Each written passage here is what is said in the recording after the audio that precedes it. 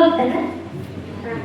एका रात्री इतकी पिक्चर बघायची महाराज खूपच. त्या मग त्यांनी पिक्चर बघायची त्या आधीला नाच झाली. काय झाली? नातीचं नाव काय ठेवलं असेल? मीराबाई, मुक्ताबाई, जनाबाई, कानोपात्रा नाही. तर नाव काय ठेवलं महाराज? पप्पी. हे काय नाव आहे बा महाराज? नाव काय ठेवले? पप्पी. तिची आता त्या दिवशी नात मोठी झाली म्हणजे 10 वर्षापर्यंत तिची झाली.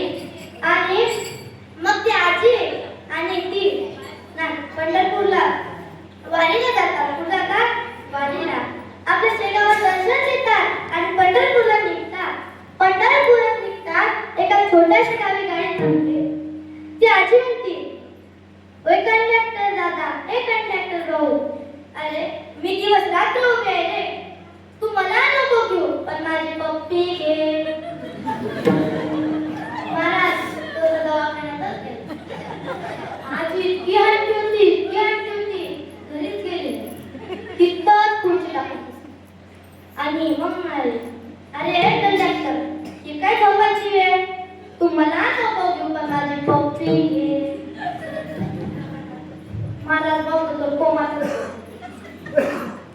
ती आजी घरी गेली नाही, तिथंच बसून होती.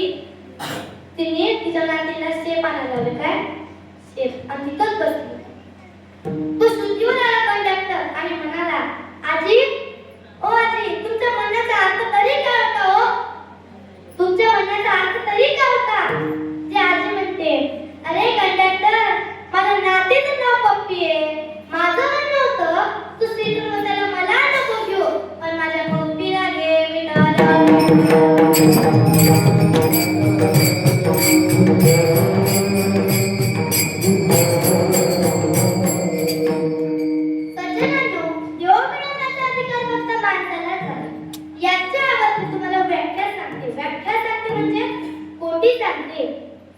स्वर्गातील देवाला ज्ञान आहे पण देवप्राप्तीचा अधिकार नाही. पशुपक्षाला ज्ञानही नाही व अधिकारही नाही व माणसाला ज्ञानही आहे व अधिकारही आहे. पण एक गोष्ट लक्षात ठेवा, मनुष्याने या देशातून परमात्मा प्राप्ती करून नाही घेतली तो पशुपेक्षाही हीन मानला जातो. मनुष्यपणा तरी साधी नारायण नाही तरी ना पशुनी. एकनाथ महाराज त्याच्यापेक्षाही कडक म्हणाले. काय म्हणत ऐका, पाहुणे मनुष्यपणा जो न साधी ब्रह्मज्ञाना, जो न गर्भ जाणा, उच्चे विनोदो पायीचा. माणसांची गुणवत्ता तुलना केली जाते. एखाद्या कामाच्या ठिकाणी जर चांगले गुण दिसले तर आपली माणसं काय म्हणतात? हो, त्या गाढवाला अक्कल आहे पण या माणसाला अक्कल नाही. म्हणून संतांनी यातून काय केलं तर परमात्मा साधला तो भवसागराच्या पलीकडे पोहोचले. मनुष्य देह आहे सानिध, साधी देते साधा सिद्ध, करुणी प्रबोध संत पार करणे. माणसं म्हणतात महाराज, परमात्मा काय तरुणपणी करायचा असतो की म्हातारपणी? अहो, म्हातारपणी रिटायरमेंट झाल्यानंतर परमात्माला लागतात. जोपर्यंत शरीर आहे, जोपर्यंत म्हातारपण दूर आहे, जोपर्यंत इतकी शक्ती आहे, तोपर्यंत आत्मकल्याणाकरता महान प्रयत्न करा. तहान लागल्यावर पोचण्यास काहीही अर्थ नाही.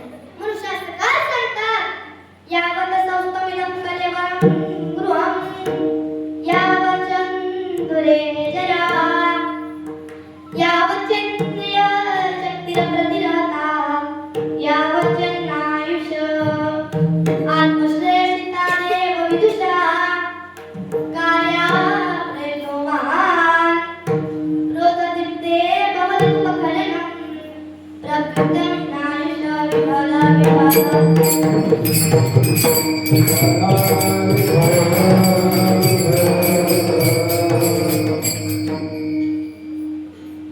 आई-वडिलांची सेवा करायची असेल ना तर म्हातारपणीच करा.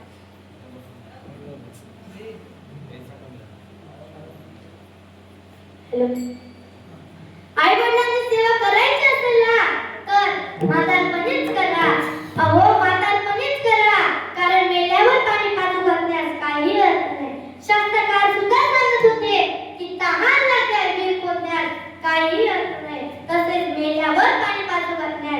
काही अर्थ नाही.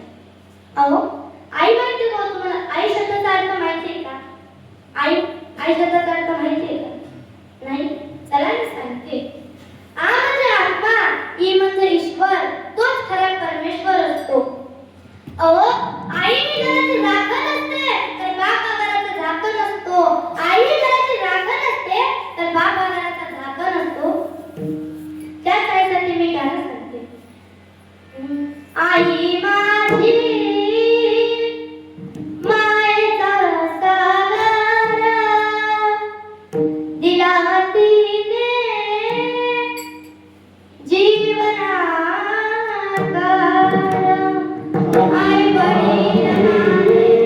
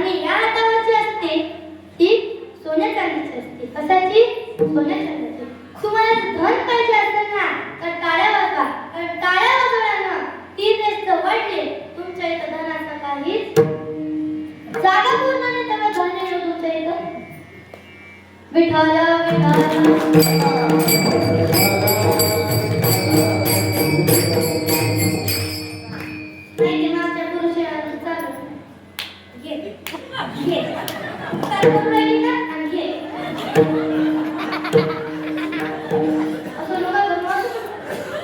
तू बोल मी ऐकतो तू बोल मी तुझं कीर्तनच ऐकायला आला येणार नव्हतं पण तुझं नाव ऐकून आलो तू बोल.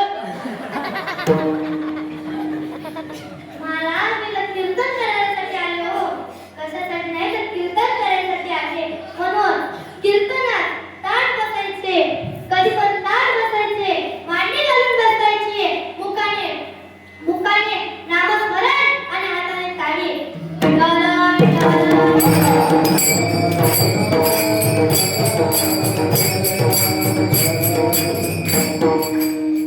तरुण वयात भगवंताचे नामस्मरण केले पाहिजे. काय तर तरुण वयात भगवंताचे नामस्मरण केले पाहिजे कारण तरुण वय हे अनमोल वय असते हो. या वयात मनुष्य जे काही कर्म करेल त्या कर्माचे दुःख व सुख त्या जीवाला भोगावे लागते.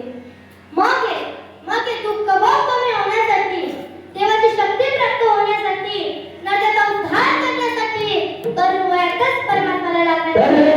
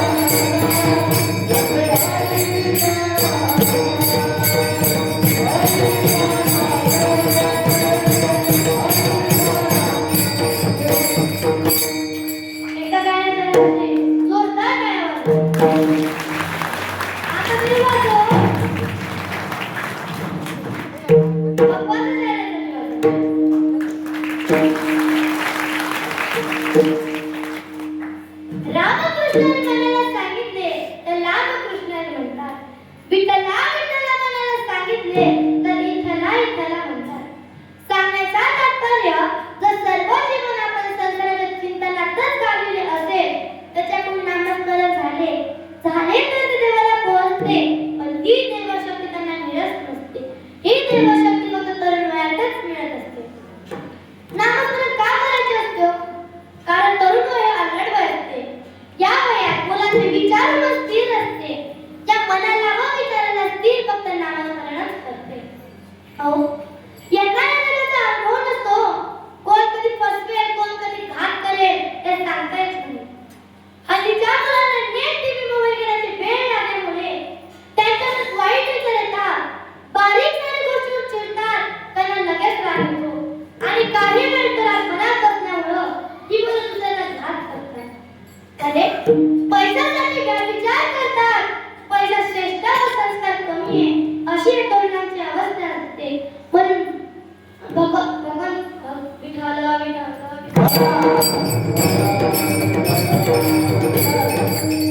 भगवान श्रीकृष्ण सुद्धा किती मध्ये सांगतात. मन मना भो मत मध्यानी मान नमस्कुरु मामे वैशेषि सत्यं ते प्रतिजानी पियो ते विठाला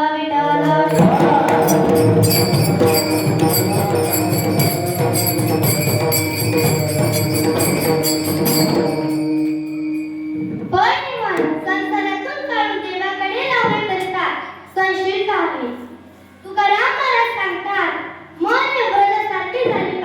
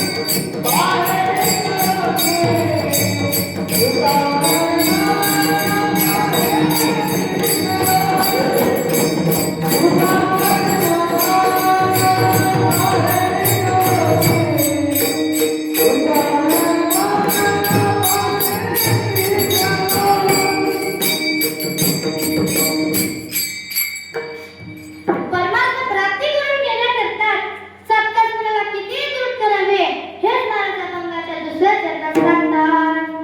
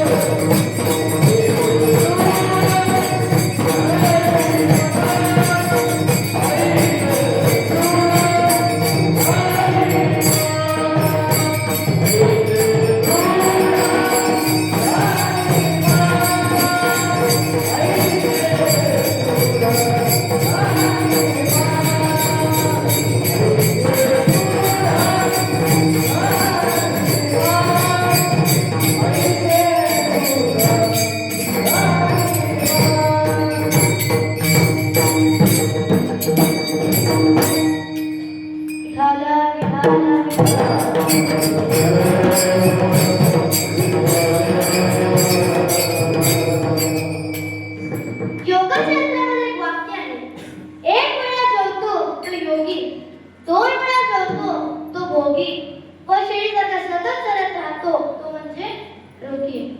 मन अत्यंत चंचल आहे, कारण त्याच्यामध्ये 3 दोष आहेत.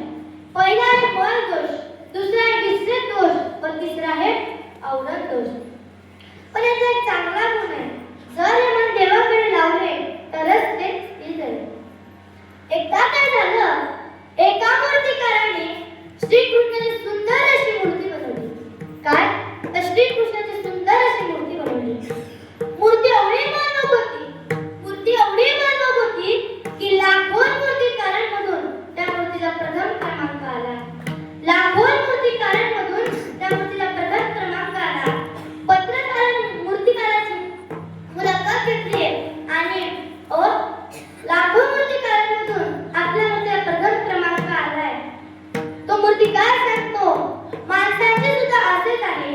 आपल्यामध्ये अनावश्यक गोष्टी काढल्या की तो पण मनुष्य बघतो, आणि विषय व विकार बाजूला काढले की तो पण देव बनू शकतो. विठाला विठाला विठाला.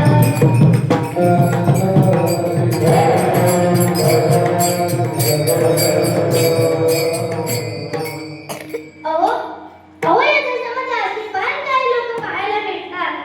उदाहरणार्थ, कलाप्रेमी शहाजहान यांनी आपल्या स्वतःच्या पत्नीसाठी एका खुशाल काळाजीला करून ताजमहल बांधून घेतले. काय बांधून घेतले महाराज? झोपल्यात तर काय बांधून घेतले? ताजमहल बांधून घेतले. पण म्हणाले किती कमकत असेल असा या देशामध्ये परत ताजमहल होऊ नये म्हणून त्या कारागिराचे हात तोडले. अहो हेच तर मग आपल्या सध्याच्या काळात तेच आहे. त्याची किंमत व त्याचं महत्त्व आम्हा लोकांना कळत नाही. अरे शिवजयंती आली की आम्ही तर म्हणतात, राजा तुम्ही जन्माला या. अरे हातात काटके खिशात गुटखा तोंडात मावा आणि म्हणतात राज तुम्ही जन्माला या. अरे राजा जन्माला येण्याअगोदर तुम्हाला मावळा म्हणावं लागेल. तुम्हाला कसा असावा मी तुम्हाला एका वाक्यात सांगते. छत्रपती शिवाजी महाराजांचा एक मावळा राजामध्ये हात तुटले व घरी आला. तेव्हा सैनिकांना काय गाडी किंवा बंगला होता? काहीच नव्हतं. झोपडी जगणार तो मावळा. असा एकच राजा होऊन गेला की ज्याने स्वराज्य निर्माण केलं, आणि या मावळ्याच्या भूमीवर आजही त्याचं नाव गाजतंय. एकच राजा इथे जन्मला, एकच राजा इथे जन्मला, शिवनेरी किल्ल्यावर. एकच राजा इथे जन्मला, शिवनेरी किल्ल्यावर.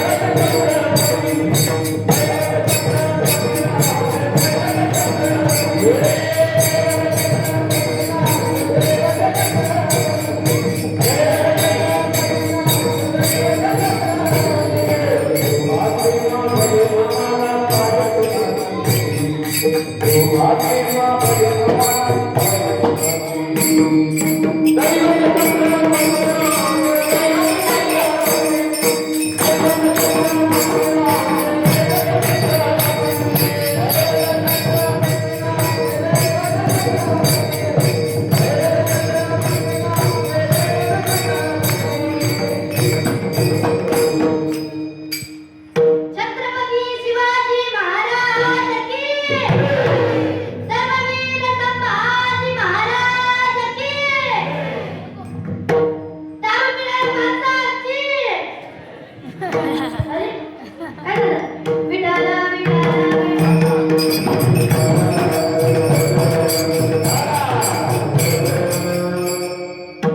अहो, तो मावळा घरी जातो. घरी म्हणजे त्याच्या झोपडीत जातो. राजे जातात, त्याच्या झोपेत पाय टाकतात आणि तो मावळा टसा टसा रडायला लागतो. टसा टसा रडायला लागतो. राजे जातात, तो त्याचे अश्रू पुसतात. अरे रडू नको, लवकर बरा होशील. तो म्हणतो, राजे राजाने माझे हात तुटले म्हणून रडत नाही हो. ओ मला हात तुटल्याचा दुःख सुद्धा नाही. राजे म्हणतात, मग का रडतोस? तो म्हणतो, या स्वराज्याचा राजा या गरिबाच्या झोपडीत आलाय आणि या मोडलेल्या हाताने मुद्रा सुद्धा करता येत नाही, मुद्रा सुद्धा करता येत नाही, म्हणून डोळ्यात पाणी आलं. अहो एवढी तुमची निष्ठा असली पाहिजे की मग मला राजा राजा तुम्ही जन्माला या. अहो भगवे कपडे घालून काय शिवराय होत नाही. शिवजयंती झाल्यानंतर तो भगवानांना नारीत पडलेला असतो. त्याचा अपमान केला जातो. हेच तर मग सध्याच्या काळात जो विवेक पाळेल त्याची किंमत व त्याचं महत्त्व आम्हाला लोकांना कळत नाही. हो, आधीचे मावळे कसे होते आणि आत्ताचे मावळे कसे? अहो आधीचे मावळे कसे होते आणि आत्ताचे मावळे कसे? अहो आधीचे मावळे सकाळी पाच लावते, मोहिनूर सुते, तलवार तुटे, पर मागणार. अहो आधीचे मावळे सकाळी पाच लावते, मोहिनूर सुते, तलवार तुटे, पर मागणार. पण आताचे मावळे सकाळी 10 लावते. आताचे मावळे सकाळी 10 लावते, पोरी मागं पडे, चपली थोबाड फुटे, पण मागं हाटे विठाला.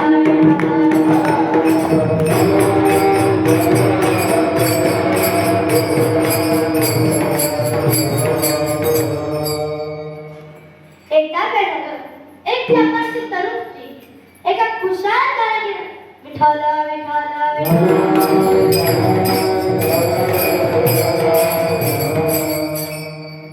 एकदा काय झालं, एक जपानची तरुण स्त्री हजारो किलोमीटर वरून लेण्या पाहण्यासाठी अजिंठा वेरूळला पोहोचते. सोबत एक हाय रेझोल्यूशन कॅमेरा, मॅप, एका प्रश्नाची यादी करून ती खूप बारकाईने अभ्यास करत असते. अहो ज्ञानेश्वर महाराजांनी 16व्या वर्षी ज्ञानेश्वरी सांगितली आणि आपल्यातील 16व्या वर्षाची काही शहाणी मुलं त्या बाईचे फोटो काढतात. ही बघता बाईला खटकते व ती बाई त्या मुलांना समजून सांगते, ही a man don't capture and not culture. लेण्यावर बोट दाखवत सांगतो, this is a culture that take for my photo.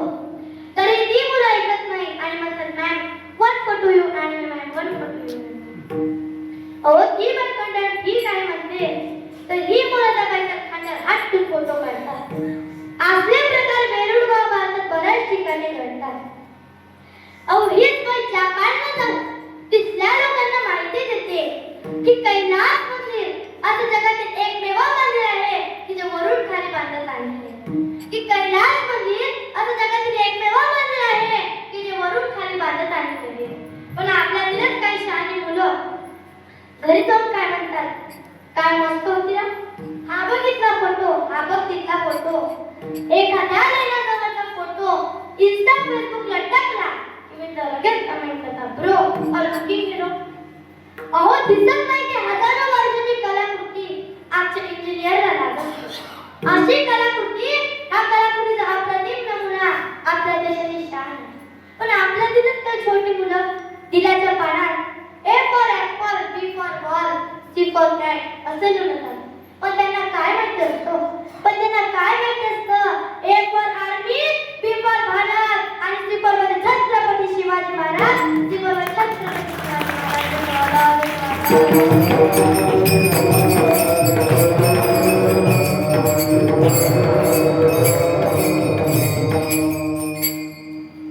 मुलांना तुम्हीच सांगा, सध्याच्या काळात गाणं कोणतं इतकं फेमस झालं सांगा. मी सांगू का?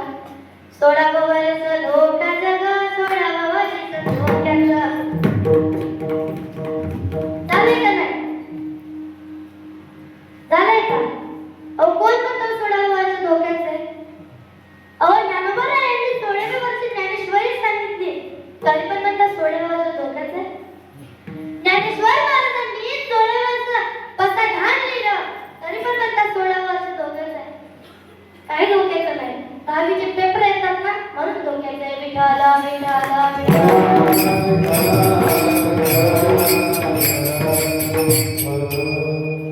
एकदा काय झालं, एका छोट्याशा मोठ्याशा गावात एक शाळा होती. त्या शाळेत एक मुलगा राहायचा. म्हणजे बरेच मुलं होते, पण इतका चतुर होता महाराज, इतका चतुर होता. शिक्षकांनी ठरवले आपण आज तोंडी परीक्षा घेऊ म्हणून. सगळ्यांना पुढे बोलवलं. मग त्या चतुर मुलाचा नंबर आला आणि पुढे बोलवलं आणि म्हणाले, होय ना, तुझा जन्म कोणत्या वारी झाला? तुझा जन्म कोणत्या वारी झाला?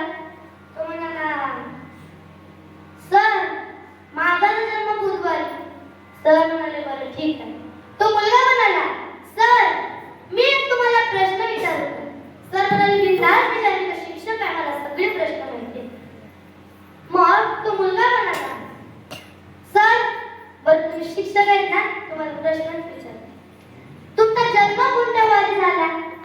सर म्हणतो, माझा जन्म तर रविवारी झाला. तो मुलगा म्हणतो, सर लाज वाटते का तुम्हाला? तुम्ही सर असून खोटे बोलता. सर म्हणाले, तर खोटं बोलायचं काय? तो मुलगा म्हणाला, सर रविवारी तर सुट्टी असते ना, तुम्ही कुठलं जन्म? आता मला तुम्हीच सांगा, सुट्टीचा आणि जन्माचा काही विषय आहे का? काहीच नाही. मग तो शिक्षक म्हणाला, कबस पट्टाच काढून मारे. तो म्हणाला, सर तुम्ही पट्टाच काढू शकत नाही. सर म्हणाले, का काढू शकत नाही? तुला काय घाबरतो का? सर म्हणाला, तो मुलगा म्हणाला, सर इथं घाबरायचा विषयच येत नाही. मग सर का नाही काढू पट्टा, सांग बरं एकदा. तो म्हणाला, सर तुम्ही जर पट्टा काढला तुमची पॅन्टच तुटून जाईल.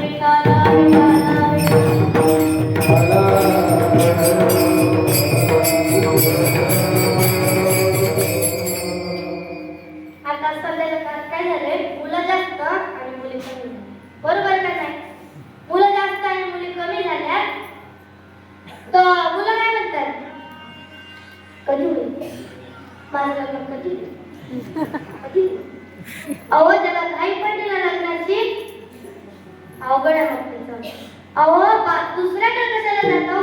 त्याला लग्नाची घाई आहे ना, त्याच्या घरच्यांना विचारा कसं असतं. अहो घरच्याला कशाला, तुझ्या बापालाच विचारा. विठ्ठल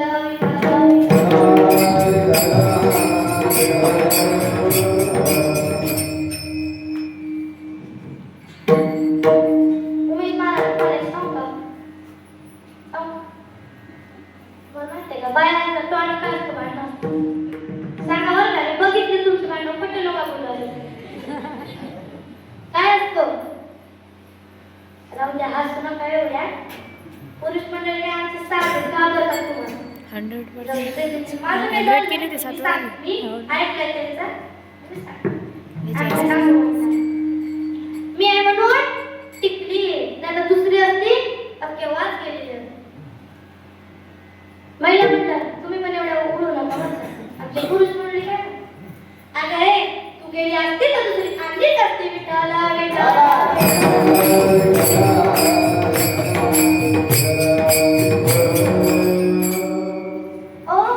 आपण आपला प्रसंग का सुखी करू शकतो? का सुखी करू शकतो? कारण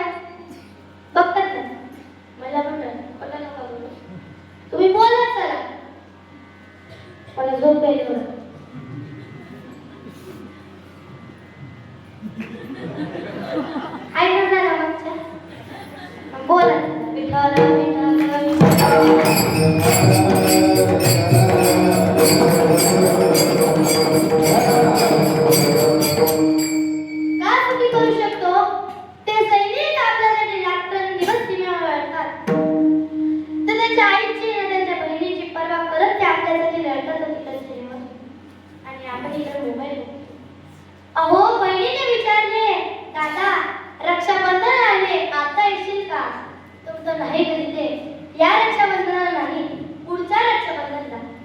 अहो पुढची रक्षाबंधन येते. बहिणी विचारते, दादा आता तरी येशील का? आता तर दुसरी रक्षाबंधन आहे. भाऊ म्हणतो, या रक्षाबंधन नाही ग, पुढच्या रक्षाबंधनाला. पुढची रक्षाबंधन येते. बहिणी विचारते, दादा आता तरी येशील का? तो म्हणतो, नाही तू आता रक्षाबंधन विसरून जा. मी जर तिकडे आलो तर आपल्या सीमेवर रक्षण करू पडलो. ते त्यांच्या आईची आणि त्यांच्या वडिलांची पर्वा करत गेले नव्हतो. हेच मला जबाबदारीचा तिसरा जन्म सांगता.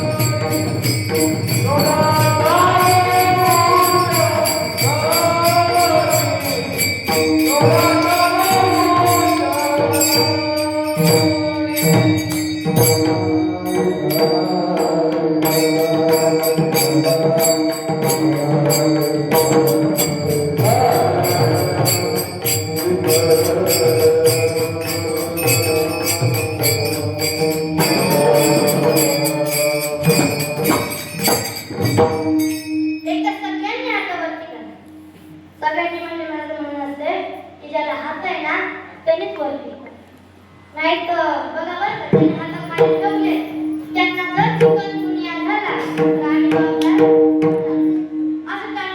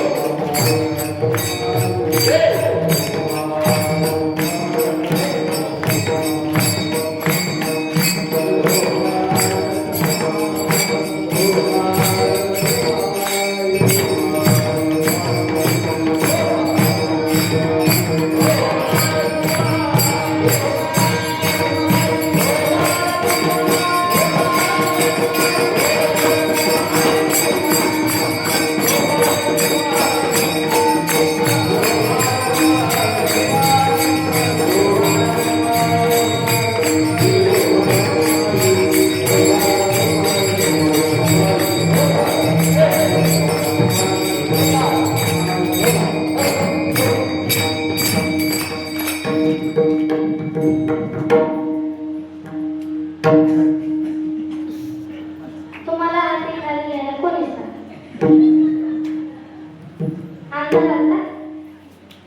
खासदाराला हात खाली घ्यायला. विठ्ठल विठ्ठल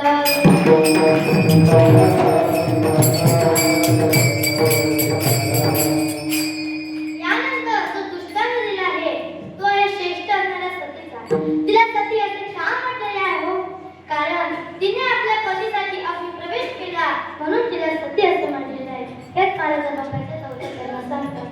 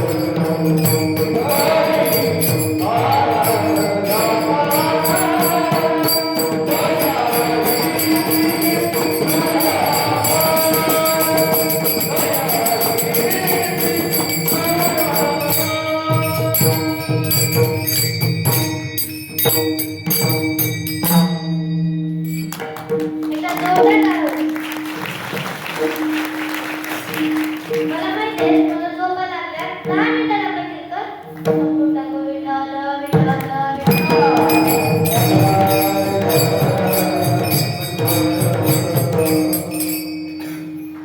एकदा काय झालं दक्ष प्रजापतीने आपल्या अनेक कन्यापैकी सती नावाची कन्या शंकरास दिली होती. कोणाला दिली होती माया माया कोणाला दिली?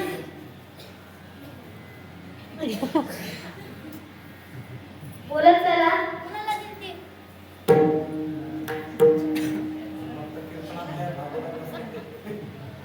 तुम्ही झोपायला एकटा जाऊ शकता. कोणाला दिली? शंकराला दिली. बघा बरं तुमच्या लक्षात आजा बघा बरं किती लक्षात ठेव.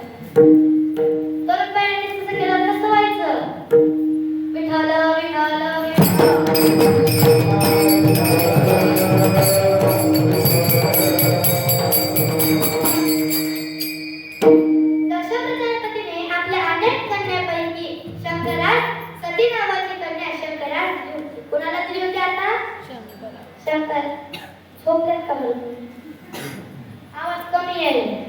कोणाला दिलती? शंकराला दिलती. मग दक्ष प्रजापतीचा सन्मान होता. सर्व देवदेवता उभे राहिले. शंकर ध्यानात असल्यामुळे उभे राहता आले नाही.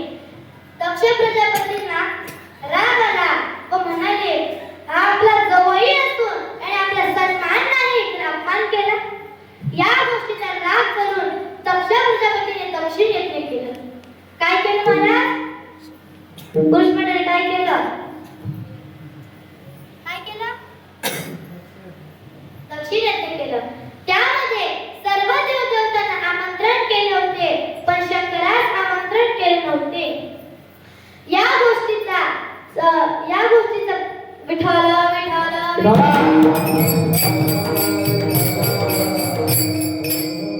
दक्ष प्रजापतीने दक्षिण यज्ञ केलं. त्यामध्ये सर्व देवदेवतांना आमंत्रण केले, पण शंकरास आमंत्रण केले नव्हते. का? तर आपला जवाई असून त्याने आपला सन्मान नाही तर अपमान केला. और तरीही सतीने हट्ट धरला की पिता गुरु मित्र यांच्याकडे आमंत्रण नसतानाही तुलसीदास रामायणामध्ये सांगतात, जगती मित्र प्रभु पितृ गेहा, जाईन बिन पुन्हा संदेहा. राम सिया राम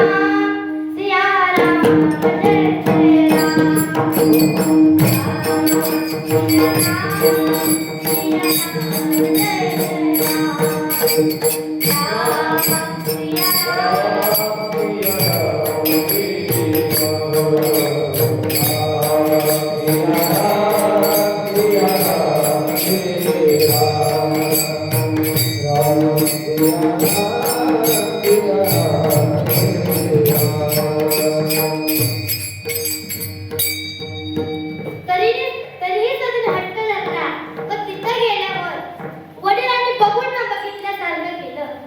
बहिणी तर बोलायला सुद्धा तयार नव्हता. शेवटी आईपाशी गेली. आई ती आई असतो. आईचाही नाईलाज होता. आई डोळ्यात पाणी आलं. ती दक्षिण यज्ञ कुंडाजवळ जाऊन बघते तर सर्व देवदेवतांना आमंत्रण केले होते, पण शंकरास आमंत्रण केले नव्हते. तिला आपल्या पतीचा अपमान सहन झाला नाही. घरी जाऊ तर पतीलाही न विचारता आले. म्हणून दक्षिण यज्ञामध्ये उडी मारून स्वतः संपवले. कुठल्याही बॉटलला पिसळी म्हणण्याची प्रथा पडली. कुठल्याही टूथपेस्टला कोलगेट म्हणण्याची प्रथा पडली. तसेच पतीसाठी अग्निप्रवेश करणाऱ्या स्त्रियांना सती असे नाव पडले. झालेली सेवा माऊली ज्ञानोबा यांच्या चरणी